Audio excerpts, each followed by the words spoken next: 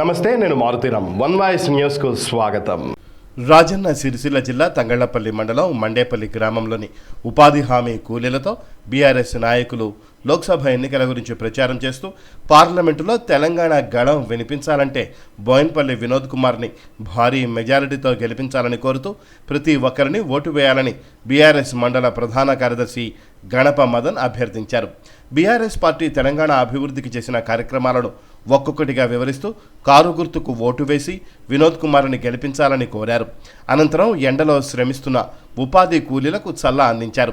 ఈ కార్యక్రమంలో మాజీ సర్పంచ్ గణప శివజ్యోతి, మాజీ ఉప సర్పంచ్ ధర్మారెడ్డి నాగరాజు, ఎంపీటీసీ బుస్సా స్వప్న, బీఆర్ఎస్ నాయకులు బుస్సా లింగం, గ్రామశాఖ అధ్యక్షులు నక్కారవి, బూత్ నాయకులు బండి భాస్కర్, పెద్దిరాజు, గుర్రం కిషన్ గౌడ్, బీఆర్ఎస్ గ్రామ సైనికుడు రాగిపల్లి కృష్ణారెడ్డి, శేఖర్, కదిర పరశురాములు, శ్రీనివాస్, మహేష్, అబ్బాస్, రఘు, రాజు, బాబు, రాము తదితరులు పాల్గొన్నారు.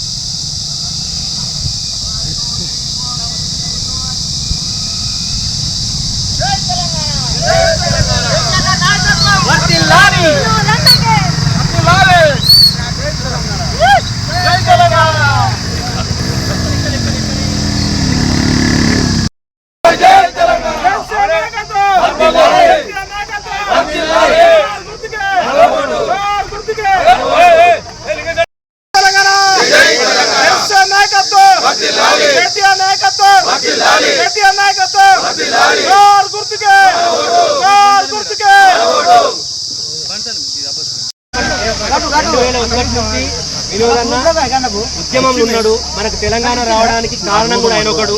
మనకు వచ్చిన ప్రతి పని వెనుక ఆయన తలకాయ ఉంది, ఆయన పేపర్ వర్క్ ఉంది. అంటే ఆయన పార్లమెంట్లో కొట్లాడబట్టే మనకు రైల్వే లైన్ అయింది.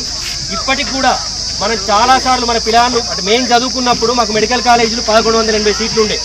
అంటే బైపీసీ చదువుకున్న మీరు ఇంటికి వెనక పిల్లలను అడగండి ఒకసారి. బైపీసీ చదువుకున్న వాళ్ళకు మెడిసిన్ చేయాలంటే ఎంబీబీఎస్ డాక్టర్ కావాలంటే గగనం ఇప్పటికి కూడా ఎవరు కాలేదు. అటువంటిది మనం ఏం చేసిండు, మన కేసీఆర్ ఏం చేసిండు, ప్రతి జిల్లాకు ఒక మెడికల్ కాలేజ్ పెట్టిండు. అంటే 33 మెడికల్ కాలేజ్ మెడికల్ కాలేజ్ ఉంది. అంటే కొంచెం మనకు బీసీలు కానీ ఎస్సీలు కానీ ఎవరైనా సరే కొంచెం చదువుకున్న ఒక 80% స్టూడెంట్స్ ఎవరైనా ఉంటే వాళ్ళకు కూడా ఇప్పుడు సీట్లు పెరిగినాయి కాబట్టి వాళ్ళు కూడా డాక్టర్ కావడానికి అవకాశం ఉంటుంది. కాబట్టి ఇన్ని చేసిండు. 5 సంవత్సరాల నుంచి ఎన్నిసార్లు అడిగినా మనకు ఒక నవోదయ పాఠశాల కూడా కాలేదు. అటువంటిది మన కేసీఆర్ ఎన్ని చేసిండు, ఎన్నో మోడల్ స్కూళ్ళు పెట్టిండు, ఎన్నో గురుకుల పాఠశాలను పెట్టిండు. మనం వినోదాన్ని కనుక ఓటేస్తే ఖచ్చితంగా ఓట్లాడి మన జిల్లాకు ఒక నవోదయ పాఠశాల కూడా తీసుకొస్తాడు. ఆ ఉన్న రైల్వే లైన్ కంప్లీట్ అవుతుంది. అర్థమైందా? మర్చిపోకుండా మన వినోదానికి ఓటైంది. ఖచ్చితంగా మనం వినోదాన్ని గెలిపించుకుందాం. మనం పార్లమెంట్లో మన తెలంగాణ గొంతుకను నిలబెట్టుకుందాం. జై తెలంగాణ. ఒక్కసారి కారు గుర్తుకే, కారు గుర్తుకే.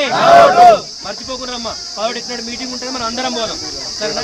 మీరు ఇదివరకు అసెంబ్లీలో కేటీఆర్ రూపాయి కూడా మనకు రాలేదు చెప్పుకునేటంత. అంటే రాజ్యాంగబద్ధంగా వచ్చిన పైసలే వచ్చినాయి తప్ప ఎటువంటి పని జరగలేదు మన దగ్గర. అదే మన వినోదాన్ని కనుక గెలిపిస్తే పార్లమెంటులో కొట్లాడి మనకు రావాల్సినటువంటి ఒక నవోదయ పాఠశాల రాలేదు మన జిల్లాకు. అటువంటి రైల్వే లైన్ ఇంకా పూర్తి కాలేదు. ఒక ఐఐటి రాలేదు, ఒక ఐఐఎం రాలేదు, ఏది కూడా ఒక రూపాయి కూడా మనకు రాలేదు. ఒకవేళ వినోదాన్ని కనుక గెలిపించినట్టుంటే ఖచ్చితంగా పార్లమెంట్లో కొట్లాడతాడు. మనకు కావాల్సినటువంటి నిధులు కానీ సెంట్రల్ గవర్నమెంట్ నుంచి వచ్చేటువంటి పనులు కానీ మనకు వస్తాయి. ఇక్కడ ఎమ్మెల్యేగా మన కేటీఆర్ అని ఉన్నాడు. ఒకవేళ వినోదాన్ని కనుక గెలిపించినట్టుంటే ఆయనతో పాటుగా ఆయనకు కూడా బలం చేకూర్చినట్టు అవుతుంది. పార్లమెంట్లో మన తెలంగాణ గళం వినిపించినట్టుంటుంది. ఎప్పుడైతే మనకు తెలంగాణ వచ్చిందో అప్పుడు కేవలం 2 ఎంపీలే ఉన్నారు. తెలంగాణలో వచ్చినప్పుడు 2 ఎంపీలలో మన వినోదన్న కూడా ఒకడు. కాబట్టి వినోదన్న మనకు కొట్లాడేటువంటి వ్యక్తి. కాబట్టి మర్చిపోకుండా కారు గుర్తుకు ఓటేసి మన వినోదన్నని కనుక పార్లమెంటుకు పంపించినట్టుంటే మన ఊరికి కానీ మన మండలానికి కానీ మనకు బలం ఉంటుంది. మీకు ఒకటే విషయం చెప్తున్నా నేను, వేరే పార్టీ వాళ్ళు ఎవరైనా సరే మేము ఊళ్ళోనే ఉంటాం.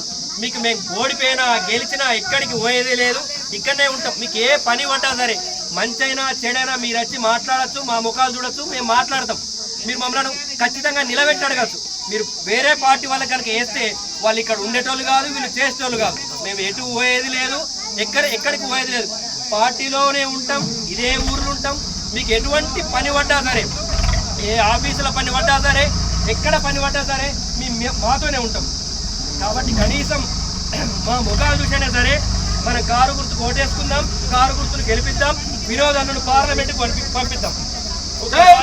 గట్టిగా జై తెలంగాణ, కారు గుర్తుకే, కారు